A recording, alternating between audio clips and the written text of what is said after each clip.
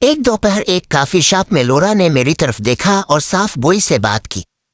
وہ ہندوستانی اور کسان جن کے دریا پر تم ڈیم بنا رہے ہو وہ تم سے نفرت کرتے ہیں، یہاں تک کہ شہری لوگ جو براہ راست متاثر نہیں ہیں وہ بھی تمہارے کیمپ پر حملہ کرنے والے گوریلوں سے ہمدردی رکھتے ہیں۔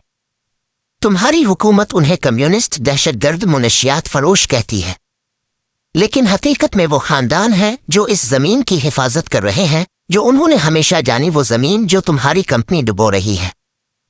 میں نے ابھی اسے مینوئل ٹورس کے بارے میں بتایا تھا، ایک کولمبین انجینئر جو مین کے ساتھ تھا اور جس پر ہمارے ڈیم سائٹ پر گھات لگا کر حملہ کیا گیا تھا۔ امریکی قواعد کے مطابق وہاں امریکیوں کو بھیجنا منع تھا، اس لیے مینوئل جیسے کولمبین کو تفویض کیا گیا تھا، ایک غیر اعلانیہ کولمبین قابل خرچ ہے پالیسی۔ مجھے اس سے نفرت تھی۔ مینوئل کے مطابق باویوں نے ہوا میں اور اس کے پاؤں کے قریب AK-47 کے راؤنڈز فائر کیے، پھر اسے ایک خط دیا اور جانے دیا۔ لورا نے وہ خط بلند آواز میں پڑھا، ہم جو روزانہ بقا کے لیے جدوجہد کرتے ہیں، اپنے آباء و اجداد کے خون کی قسم کھاتے ہیں کہ ہم اپنے دریاؤں پر ڈیم بنانے کی کبھی اجازت نہیں دیں گے۔ ہم ہندوستانی اور مسٹیسو ہیں، لیکن ہم اپنے زمینوں کو ڈوبتے دیکھنے سے بہتر مرنا پسند کریں گے۔ کمپنیوں کے لیے کام کرنا بند کرو۔ اس نے میری طرف دیکھا۔ تم نے اس سے کیا کہا؟ میں نے اعتراف کیا، مجھے کمپنی والے کا کردار ادا کرنا پڑا۔ میں نے پوچھا کہ کیا یہ خط کسانوں کے لکھنے جیسا لگتا ہے؟ پھر میں نے اسے دھمکایا، اسے یاد دلایا کہ کسان AK-47 نہیں رکھتے اور یہ کہ یہ ہتھیار ایک روسی کمیونسٹ کالاشنکوف نے ڈیزائن کیا تھا۔ میں نے اس کے خوف کو اس وقت تک موڑا جب تک اس نے سرکاری بیانیہ قبول نہ کر لیا کہ یہ خط کمیونسٹوں کی طرف سے آیا تھا۔ لورا قریب آئی۔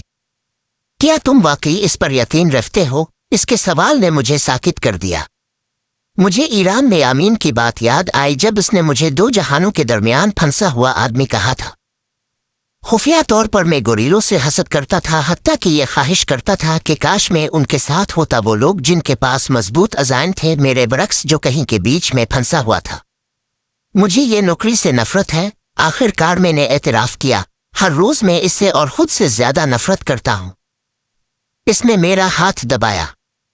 راحت کا ایک لہر مجھ پر چھا گئی، لیکن اس کے بعد دفاعی رویہ آیا۔ میں نے بہانے بنائے کہ میں اندر سے چیزیں بدلنے کی کوشش کر رہا ہوں، اچھا کرنے کی کوشش کر رہا ہوں، اور ویسے بھی اگر میں چلا گیا تو کوئی بدتر میری جگہ لے لے گا۔ لیکن اس کی آنکھوں میں دیکھ سکتا تھا کہ ہم دونوں اس پر یقین نہیں رکھتے تھے۔ جب میں نے اس کے خیالات پوچھے تو اس نے مجھے مزید حیران کر دیا۔ اس نے اعتراف کیا کہ گوریلا بیرون ملک تربیت پاتے ہیں کیونکہ ان کے پاس کوئی چارہ نہیں، اور بعض اوقات وہ کوکین کی فروخت کے ذریعے اپنے لیے فنڈز اکٹھے کرتے ہیں۔ ان کا مقصد عادلانہ ہے۔ اس نے کہا، تمہارا ڈیم دریا کو زہر آلود کرے گا، مچھلیوں کو مار ڈالے گا اور صرف اشرافیہ کو مالا مال کرے گا۔ میں نے چونک کر پیچھے ہٹ گیا، یہاں تک کہ اس نے انکشاف کیا کہ اس کا اپنا بھائی مقامی زمینوں پر تیل کی کھدائی کے خلاف احتجاج کرنے پر مارا پیٹا گیا اور جیل میں ڈال دیا گیا تھا، جس نے اسے ہمیشہ کے لیے بدل دیا۔ یہ گفتگو ان متعدد بات چیتوں میں سے ایک تھی جس نے مجھے اس بات کا سامنا کرنے پر مجبور کیا کہ میں کیا بن گیا تھا۔ میری وفاداری اس امریکی جمہوریہ سے جس پر یقین کرتے ہوئے میں بڑا ہوا تھا، اب اس عالمی سلطنت سے ٹکرا رہی تھی جس کی میں خدمت کر رہا تھا۔ امریکی جمہوریہ نے کبھی دنیا کو نظریات پیش کیے تھے، مساوات، انصاف، عملی امید۔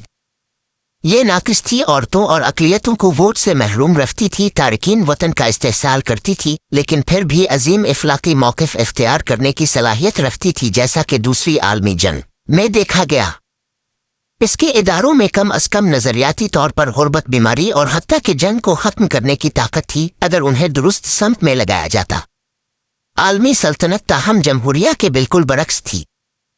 لالچی، خود غرض، جدید مرکنٹلزم پر مبنی، اس نے وسائل کو ہڑپ کیا اور دولت کے حصول میں اختلاف رائے کو کچل دیا۔ میں میرا کردار اس مشین کا حصہ تھا۔ مالی فتح نے فوجی حملوں کی جگہ لے لی تھی، ویتنام کو بموں کی بجائے بینکوں سے لڑا جا رہا تھا۔ میں نے ہر جگہ امریکی کارپوریشنوں کو اس نظام کو تقویت دیتے دیکھا۔ پسینہ خانوں میں کام کرنے والوں کو بتایا جاتا تھا کہ وہ خوش نصیب ہیں، حالانکہ ان کی زندگیاں قرون وسطی کے غلاموں سے مشابہ تھیں۔ انجینئرز کو یقین تھا کہ ان کے منصوبے لوگوں کو غربت سے نکالتے ہیں، لیکن وہ گہرے استحصال سے اندھے تھے۔ دری اسنا میری ذاتی جنگ شدت اختیار کر گئی۔ ضمیر مجھے چھوڑنے پر اکسا رہا تھا، جبکہ عزائم پیسہ، طاقت اور کلوڈین کی پرانی تنبی کے بارے میں سرگوشیاں کر رہے تھی۔ ایک بار داخل ہو گئے تو کبھی باہر نہیں نکل سکتے۔ لورا اکثر مجھے یاد دلاتی تھی، تم خود سے ناخوش ہو۔ اس سے بدتر کیا ہو سکتا ہے؟ وہ درست تھی۔ دولت اور دلکشی اب احساس جرم کو خاموش نہیں کر سکتے تھے۔ میں جانتا تھا کہ جتنا زیادہ میں رہتا اتنا ہی زیادہ پھنس جاؤں گا۔